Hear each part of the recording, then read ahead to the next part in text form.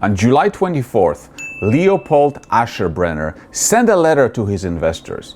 In it, he described the collapse happening in AI stocks as one of the most attractive buying opportunities he'd seen since early 2025. He opened a new capital window. He was telling his investors, "This is the moment. Send more money." 6 days later, he wasn't the buyer anymore. He was the seller. Today, Ken Griffin's Citadel bought the bulk of his entire public stock portfolio, roughly $16 billion of AI infrastructure positions gone in a single block trade assembled in about 24 hours. This is a fund that was up over 1,000% since launch, 439% net in the first half of this year alone. And I want to be clear right from the beginning, because it's important to the whole story. He wasn't wrong. If you don't know the name, here's what you need to know. Leopold Aschenbrenner is 25 years old. He graduated from Columbia at age of 19. He worked at OpenAI until 2024, when he was fired for an alleged information leak, which obviously he disputes. After that, he wrote a series of essays called Situational Awareness. The argument was pretty simple, and it was loud. Artificial intelligence is coming within a decade, and the build-out of physical infrastructure required to get there is going to be the defining investment opportunity of our era. Then he did something most essayists don't really do. He raised money to start a fund to bet on this. He named it after the essay. By mid-2026, Situational Awareness had over $20 billion under management. Early backers included people like the Collison brothers from Stripe, Ned Friedman, Daniel Gross. I mean, serious money. And the whole thing was ran by about 8 people. And here's what made him special. And I want you to really understand this, because it's genuinely good thinking. Everybody in 2025 and 2026 who wanted AI exposure, what did they do?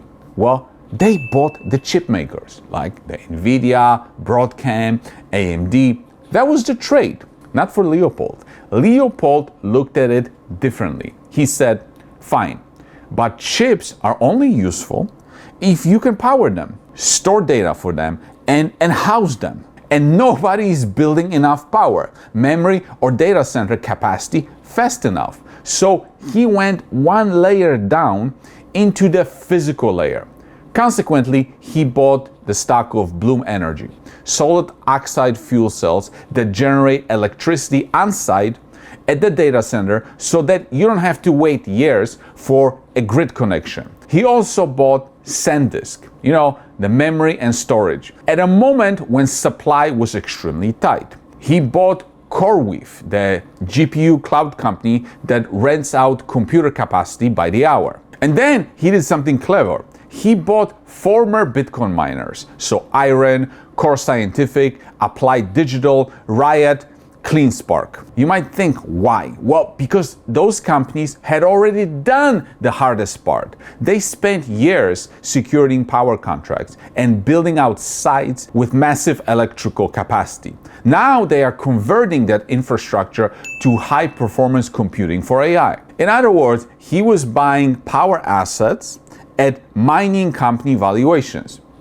That's a good idea. And you know what? It worked. The idea returned 439% in 6 months. But, this is a big but. Here's the big problem. Apparently, the fund was running at roughly 4-to-1 leverage. So for every dollar of investor money, you are controlling $4 worth of stock.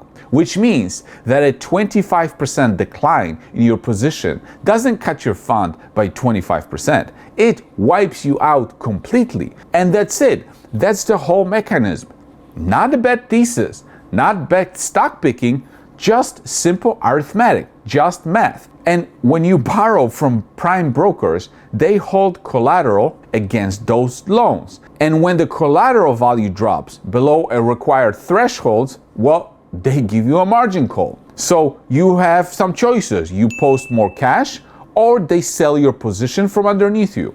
Your conviction is not a variable in that equation. The broker doesn't care what your essay said. Then July hit. AI stocks crashed. The semiconductor complex sold off hard.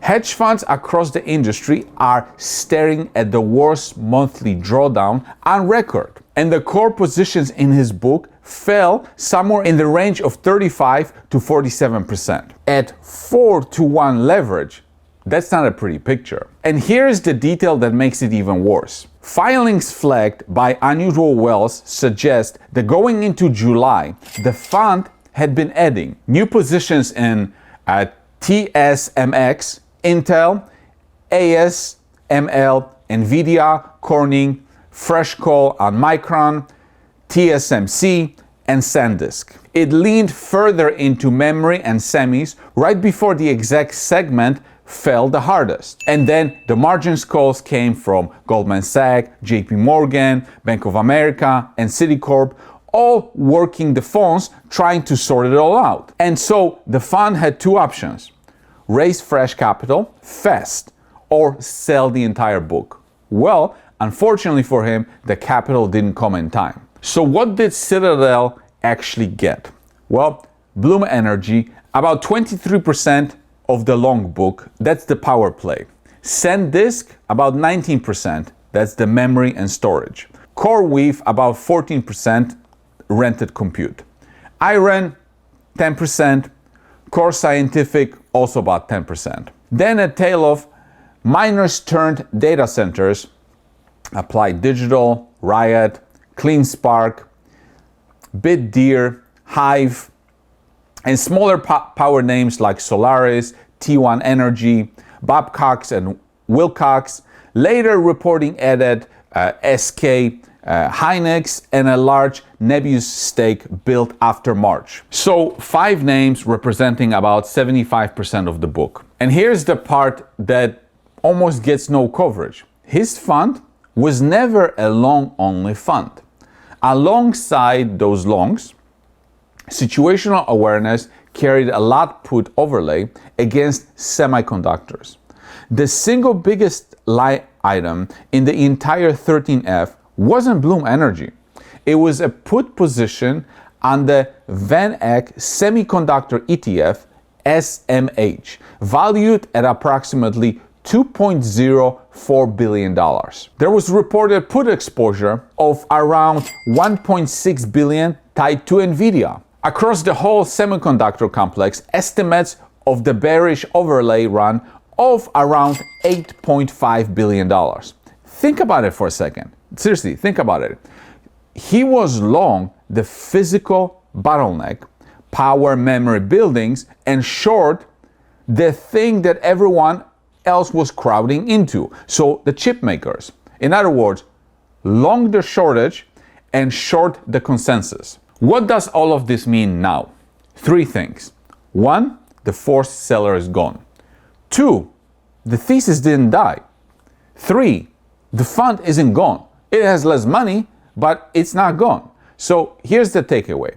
The smartest guy in the room on AI infrastructure, the guy who literally wrote the essay that half of the Silicon Valley reads, built a portfolio that was correct and still got taken away from him. Not because the analysis was bad, because he financed it in a way that didn't let him be early.